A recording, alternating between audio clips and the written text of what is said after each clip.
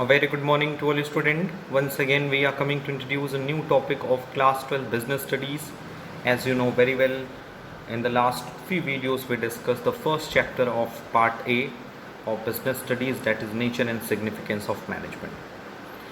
In this chapter, first of all, we discussed a very important theoretical topic, that is what is management, what are the traditional and modern concept of management, as well as what are the traditional modern concept of management, what are the feature of management, what are the advantage of management, as well as the levels of management. And we can see that there are basically three levels of management: top level, middle level and supervisory level. Thereafter we discussed a very important topic, that is the nature of management, and we can see that they are basically three nature of management. If we are talking about the management as a science, and we can find that management is not a pure science, it is an inexact science or a social science. Whereas if we are talking about the management as an art, so we can find that all the feature of the art will be present in the feature of the management. That's why management will be taken as the pure art. And if we are talking about the management as a profession, so we find that management is not a pure profession, it is not a full profession. But after some year, we can find that management is a full-fledged profession, because of most of the feature of the profession are not present in the management, but it is likely to expect in future year, in after some time, all the feature of the profession will be present in the feature of management. So after discussing a lots of theoretical topics and very important topic of the nature and significance of the management, let's we discuss the next topic of this chapter, that is a function of management.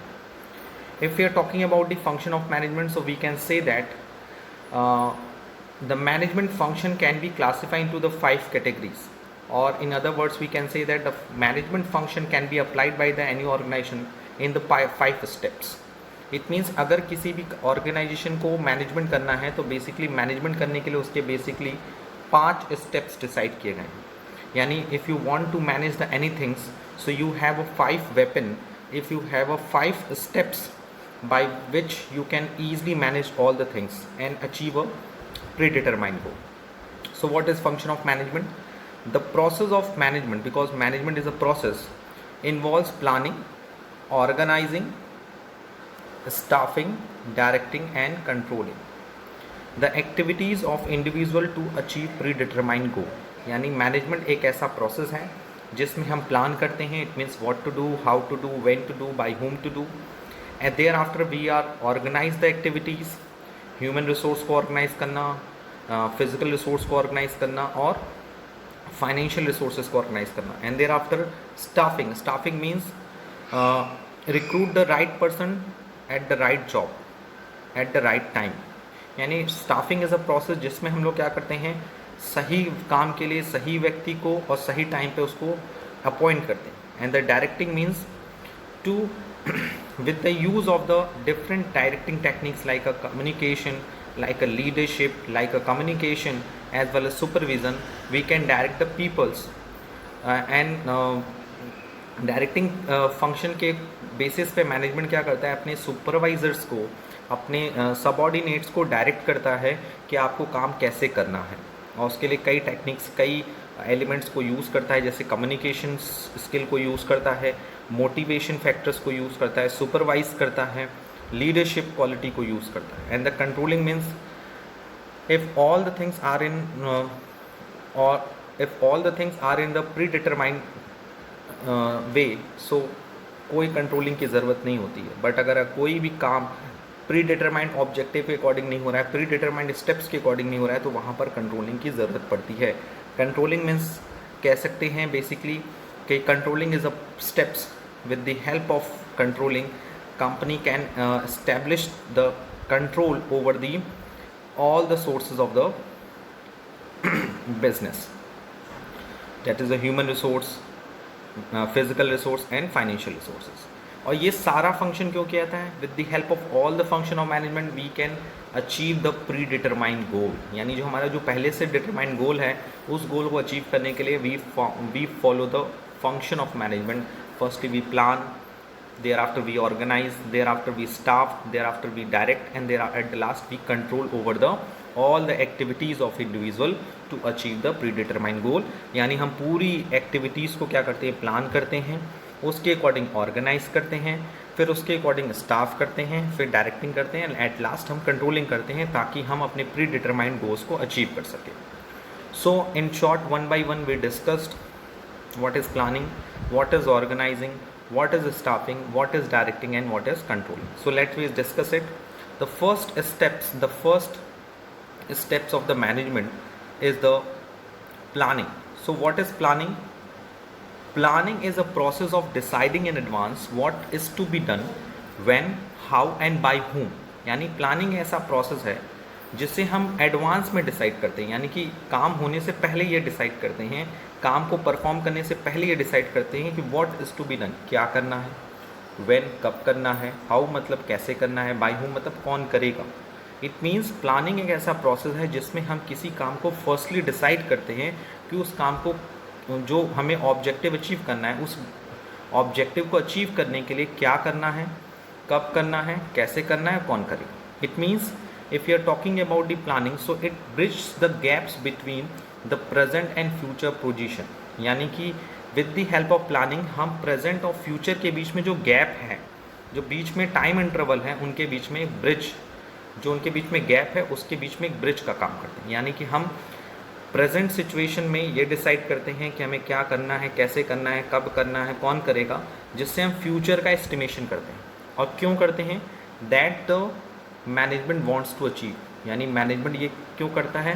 ताकि वो कुछ ना कुछ achieve कर सकता है. यानी achieve करने का मतलब यहाँ सेंस इससे है कि predetermined goals and objective. So in short we can say that planning is the process of deciding in advance what is to be done, क्या करना है, व्हेन कब करना है, हाउ कैसे करना है, बाय हू मतलब कौन करेगा. And basically it bridge the gap between the present and future position. और ये प्रेजेंट एंड फ्यूचर पोजीशन के बीच का जो गैप है उसको क्या करता है, फिल करता है, ताकि प्रेजेंट के साथ साथ हम फ्यूचर की चीज़ों को पहले से क्या कर सकें, easily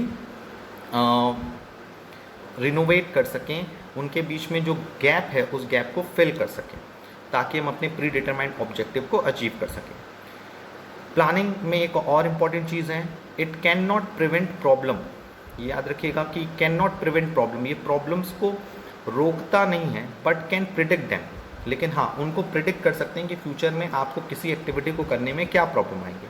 and reduce there negative consequence, और हम उसके नेगेटिव कॉन्सिक्वेंस को कम कर सकते हैं. जैसे बेसिकली फ्यूचर में वी एस्टिमेट डेट कि मैं जो बिज़नेस कर रहा हूँ उसमें मुझे लॉस हो सकता है, तो मुझे फ्यूचर में दिख रहा है कि मेरे सामने प्रॉब्लम क्या है, बट हम उस प्रॉब्लम को ख़त्म नहीं कर सकते, इग्नोर नहीं कर सकते, लेकिन हाँ प्रेडिक्ट कर सकते हैं व्हाट इज़ एक्चुअल प्रॉब्लम, और उसके जो नेगेटिव कॉन्सिक्वेंस हैं हमारे बिजनेस पे, जो उसके नेगेटिव कॉन्सिक्वेंस पड़ेंगे हम उसको रिड्यूस कर सकते हैं. So in short we can say that planning is the process deciding in advance what is to be done, when, how and by whom. It bridges the gap between present and future position that the management wants to achieve. As well, very important line, it cannot prevent problem. यानी कि planning की help से हम problem को prevent नहीं कर सकते but can predict them. हम उसको अनुमान लगा सकते हैं, उसका प्रिडिक्शन कर सकते हैं और उसके नेगेटिव कॉन्सिक्वेंसेस को कम किया जा सकता है. So I hope it is clear for you what is planning. The next step of the management is the organizing. What is organizing? Let's we discuss it. Simply way, you know very well, किसी काम को करने के लिए we have a three things. We have a three resources: man, money, material. Without man, that is a human resources, we cannot produce anything. हम कोई भी चीज़ produce नहीं कर सकते. We cannot. Why? Because human resource का होना बहुत ज़रूरी. That is a man. Money is a financial resources, and if you are talking about the machinery, so it is a physical resources. So किसी भी काम को परफॉर्म करने के लिए we have a three things, we have a three resources, that is a human resource, financial resource and physical resource. So with the help of organising process we organise all the three resources for achieving a predetermined goal, यानी जो हमने goal achieve करना है उस गोल को achieve करने के लिए हमें रिसोर्सेज की ज़रूरत पड़ेगी, और इन रिसोर्सेज को अवेलेबल कराना it is a very important part of the organising. Basically organising जो सेंस है वो ऑर्गेनाइजेशन से होता है। ऑर्गेनाइजेशन मीन्स व्हेन टू और more than two people are working together for achieving a common goal, यानी कि ऑर्गेनाइजेशन में दो या दो से अधिक लोग मिलकर काम करते हैं और जिनका गोल कॉमन होता है। Is that clear?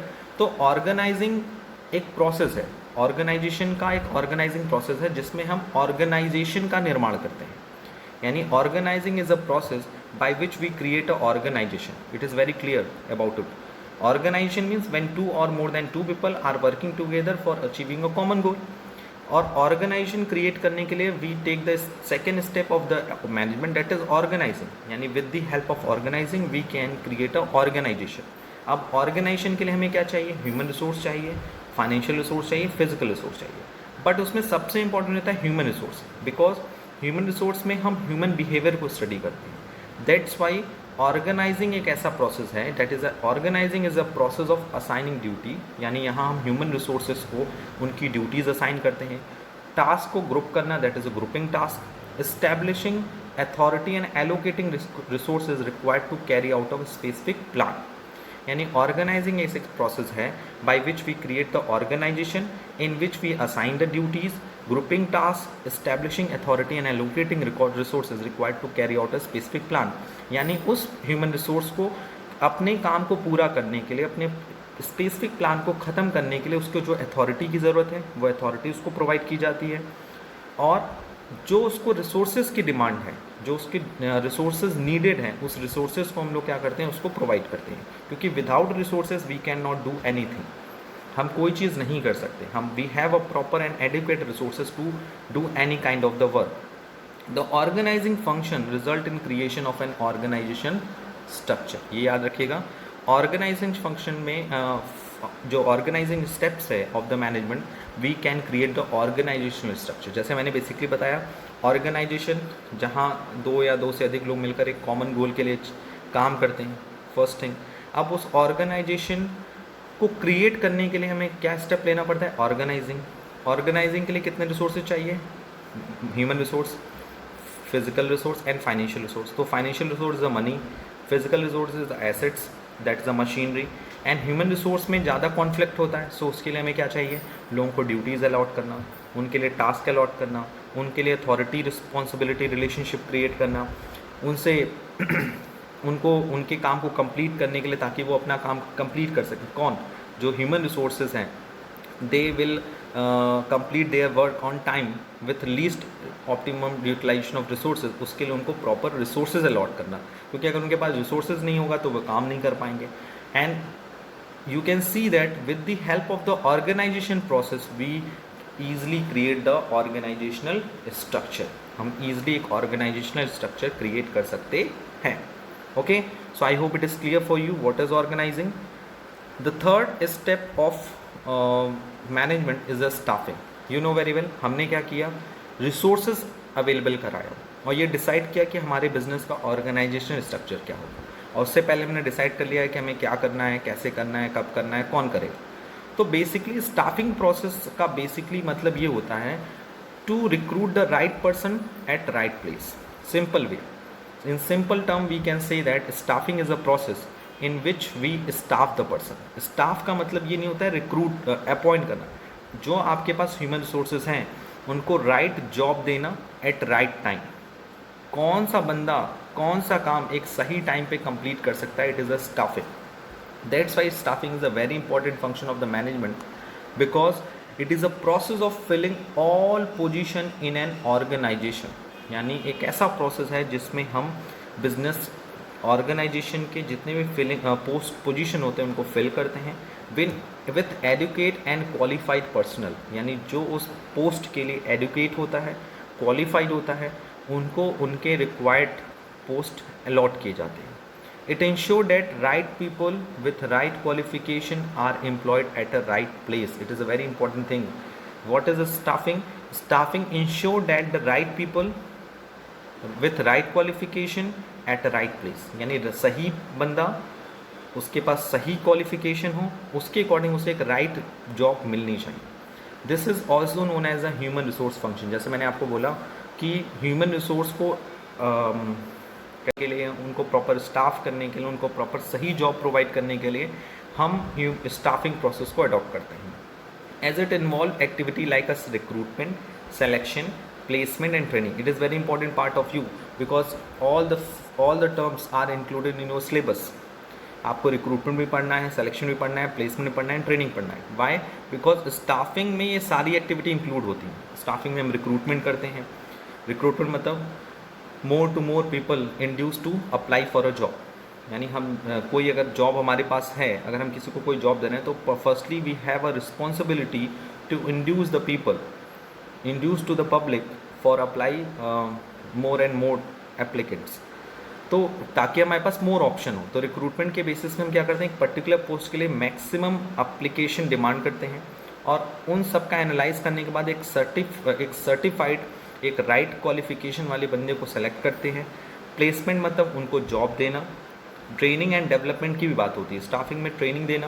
Training are can be classified into two category, on the job training and off the job training. And development, when we are talking about the development, so we can say that perfection there, you know very well, practice makes a man perfect.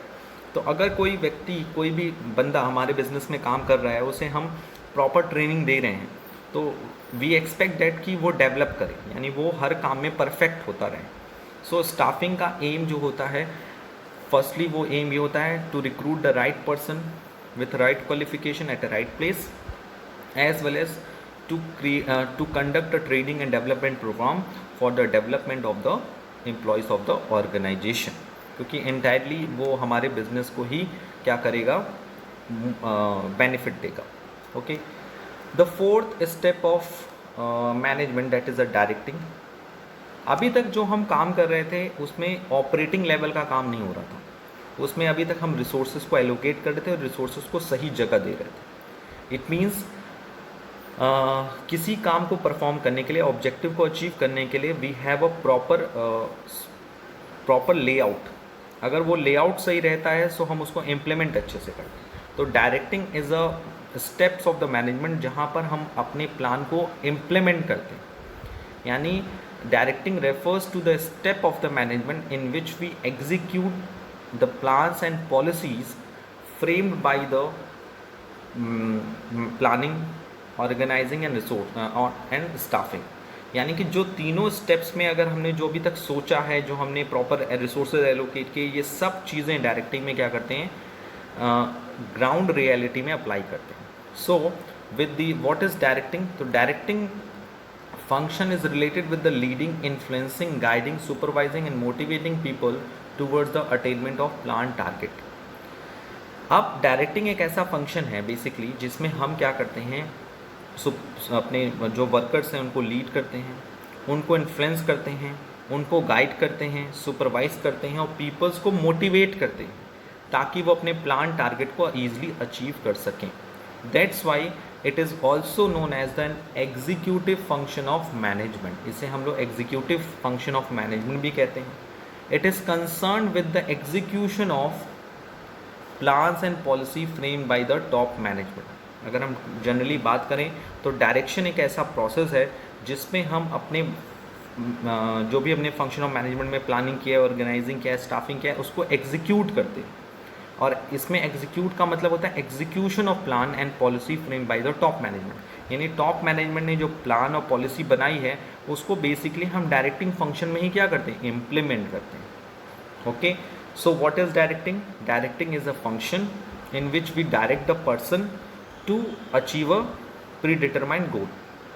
In the directing function, we lead this person, influencing the person, guiding the person, supervising the person, motivating the person for attaining a plan target. यानी जो गोल हमने decide किया उसको achieve करने के लिए हम properly उनको लीड करते हैं, यानी उनको मॉनिटर करते हैं, उनको गाइड करते हैं, उनको सुपरवाइज करते हैं ताकि वो अपने प्लान टारगेट को ईजिली अचीव कर सकें. That's why directing is a function in which we execute the layout which are already decided in the planning, organizing and staffing steps of the management. So I hope it is clear for you what is directing. Now we will move to the last function of the management, that is controlling. So what is controlling? In short way we can say that you know very well, हमने plan किया firstly what to do, how to do, when to do, by whom to do, why to do, ये सब चीज़ें हमने decide की in the process of the first steps of the management, that is a planning. Organising में हमने resources allocate किए, resources arrange किए, एक ऑर्गेनाइजेशनल स्ट्रक्चर क्रिएट किया कि लोगों की अथॉरिटी रिस्पॉन्सिबिलिटीज़ क्या होंगी।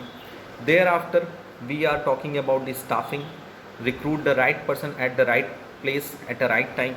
उसके बाद हमने ऑर्गेनाइजिंग की बात की, रिसोर्सेज ऑर्गेनाइज किए। सो जब हम प्लान करते हैं और प्लान को जब इम्प्लीमेंट करते हैं तो ज़रूरी नहीं है कि हमने जो ऑब्जेक्टिव डिसाइड किया था वो objective with in a time, with in a given resources complete हो जाए। लिसन केयरफुली, जब हम कोई ऑब्जेक्टिव डिसाइड करते हैं, when we are talking about the predetermined objective, and जब हम उसके लिए एक्चुअलिटी ग्राउंड रियलिटी में वर्क करते हैं तो it is not sufficient resources and sufficient time to complete the task on time as well as with the least optimum utilization of the resources. Basically जब हम डायरेक्टिंग फंक्शन करते हैं तो actual problem वहाँ दिखती है कि अभी हम जो बात कर रहे थे वो प्रैक्टिकल थ्योरेटिकल दोनों पे बात करते हैं, बट एक्चुअल रियलिटी हमें डायरेक्टिंग में पता चलती है कि किसी भी प्लान को इम्प्लीमेंट करने से, पॉलिसी को इम्प्लीमेंट करने से हमें कितना पॉजिटिव एंड कितना नेगेटिव रिएक्ट देखने को मिल रहा है।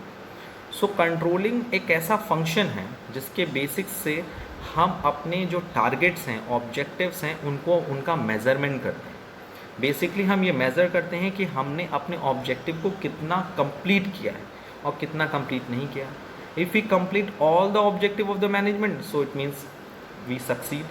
अगर we can not achieve all the targets of the goal, so it means हमें कंट्रोलिंग की ज़रूरत है। Basically controlling is applied where we could not achieve our predetermined target, यानी जब हम अपने प्री डिटरमाइंड टारगेट को अचीव नहीं कर पाते हैं तो उस सिचुएशन में we establish a control over the human resource, physical resource and financial resources. यानी जब हम अपना ऑब्जेक्टिव के अकॉर्डिंग अपना गोल नहीं अचीव कर पाते, जैसे मैंने अपना ऑब्जेक्टिव रखा कि वी प्रोड्यूस इतना यूनिट इतने टाइम। सो बेसिकली कंट्रोलिंग का एम ये होता है कि हम जो भी अपना ऑब्जेक्टिव रखे हैं वो कंप्लीट हो जाए।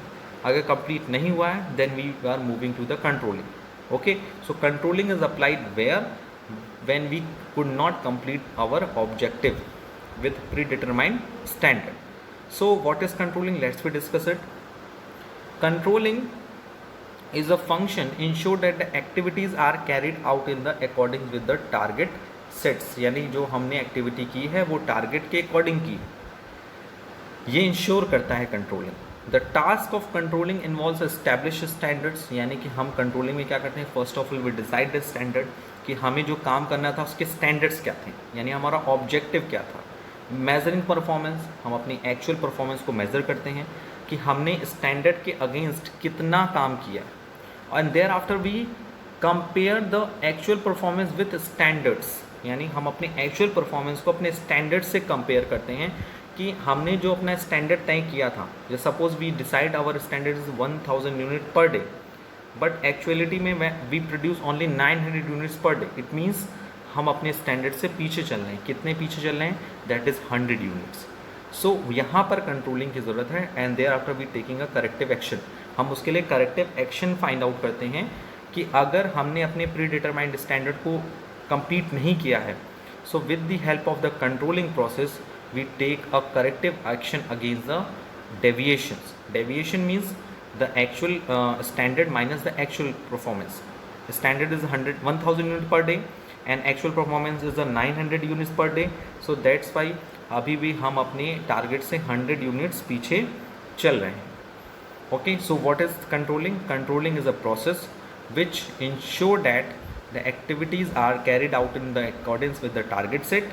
The task of controlling involves establishing a standard, measuring performance, comparing with the standard and comparing actual performance with the standard, analyzing deviations, and taking corrective action. Taking corrective action का मतलब क्या होता है कि हम ऐसा क्यों हो रहा है कि हम 100 यूनिट्स पर डे कम प्रोड्यूस कर रहे हैं, क्या ऐसा तो नहीं है सॉरी, ऐसा तो नहीं है कि हमारे पास रिसोर्सेज की कमी हो, ऐसा तो नहीं है कि हमारे पास जो फिजिकल रिसोर्स हो यानी इट मीन्स मशीनरी अवेलेबल हो वो उतनी कम्पीट ना हो। सो that's Y controlling is a very important part of every manager. इसमें हम लोग बहुत सारी चीज़ें डिस्कस भी करते हैं बेसिकली, जैसे if you are talking about the MB management by exception and critical point control. So you can see that we discussed a very important topic of the first chapter, that is the nature and significance of management, that is the planning, organizing, staffing, directing and control. Okay, so at the end of today's video, let's we move to the difference between the top level, middle level and lower level of management, because in the last video we discussed it already, but for the revision purpose it is very important. Okay, so let's we move to the difference between the top level, middle level and lower level of management. Middle level, it covers intermediate range and supervisory it is concerned with the short period. देखो इसको मैं समझाने के लिए आपके सामने एक example देता हूँ कि जो टॉप लेवल ऑफ मैनेजमेंट होता है उसका जो स्पैन होता है, कंट्रोल होता है, वो काफ़ी ज़्यादा होता है और उसके पास टाइम भी ज़्यादा होता है। मिडिल लेवल मैन के बाद रेंज भी कम होता है, कंट्रोल कम लोगों के होता है और उनका पीरियड जो होता है इंटरमीडिएट होता है, मतलब ना टॉप लेवल से ज़्यादा होता है ना सुपरवाइजर लेवल से कम होता है। और सुपरवाइजर लेवल की बात करें तो it's concern with the short period. Supervisor level बहुत ही शॉर्ट टर्म पीरियड के लिए हायर होते हैं, अगर उनकी इफिशियंसी अच्छी होती है so he will they will continue with the business. Skill की बात करें तो top level management requires a creative skill, whereas the middle level management requires the persuasive skill and supervisor level is concerned with the operative skill। यानी top level of management को creative होना चाहिए, innovative होना चाहिए, middle level of management को persuasive होना चाहिए, persuasive मतलब दूसरों से काम निकालने की स्किल होनी चाहिए, और सुपरवाइजर लेवल को काम करने की स्किल होनी चाहिए। इवेल्युएशन की बात करें तो top level of management it is difficult to evaluate its achievement. मतलब अगर हम टॉप लेवल मैनेजमेंट की बात करें तो ये डिफ़िकल्ट होता है इनके अचीवमेंट को फाइंड आउट करना कि टॉप लेवल ऑफ मैनेजमेंट ने अपना अचीवमेंट, अपना गोल अचीव किया कि नहीं किया।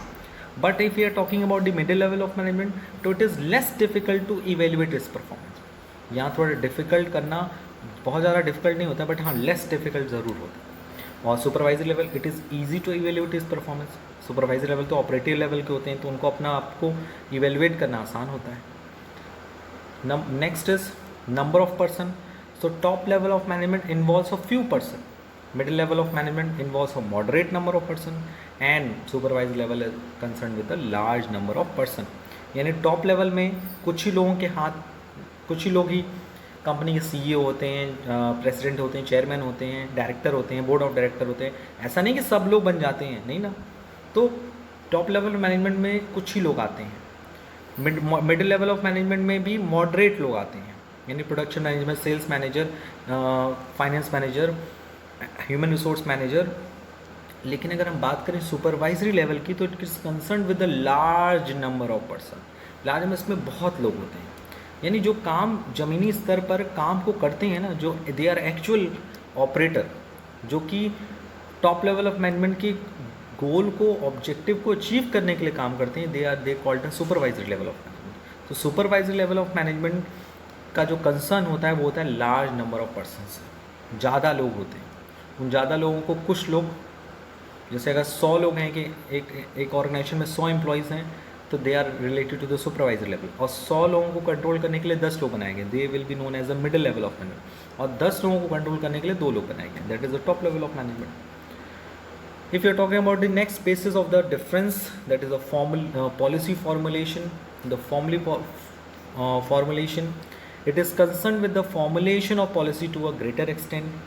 टॉप लेवल ऑफ मैनेजमेंट का जो कंसर्न होता है वो होता है पॉलिसी को फॉर्मुलेट करने से, यानी उनका मेन फोकस होता है कि पॉलिसी को कैसे क्रिएट किया जाए, पॉलिसी कैसी हो, because they are the generator of the policy and the objective. यानी टॉप लेवल ऑफ मैनेजमेंट ही पॉलिसी डिसाइड करते हैं कि हमें काम कैसे करना है, and they also decide about the objective of the management. दो काम डिसाइड करना पड़ता है टॉप लेवल को कि ऑब्जेक्टिव क्या होगा ऑर्गेनाइजेशन का और किस पॉलिसी पे काम किया जाएगा। मिडिल लेवल ऑफ मैनेजमेंट उस पॉलिसी के फॉर्मुलेशन पे वर्क करता है, मॉडल पूरी तरह से नहीं, लेकिन हाँ उस पॉलिसी और ऑब्जेक्टिव को किस तरह से अप्लाई करना है।